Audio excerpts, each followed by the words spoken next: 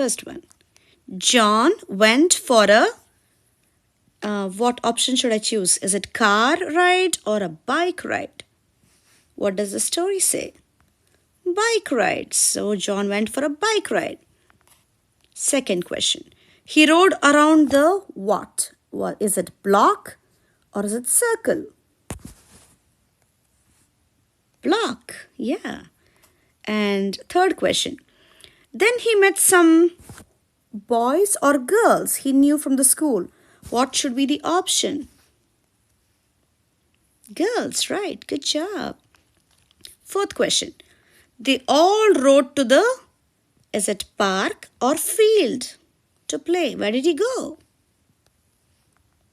Field. Good job. Fifth question.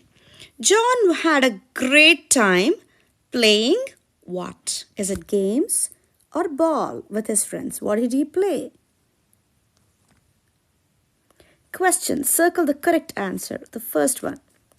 Lisa went to a blank party on Saturday. Is it slumber or birthday? Birthday party. Second question. There were many blank there. Should I choose girls or boys? Yeah, girls. They played a lot of great blank at the party. What did they play? Movies or games?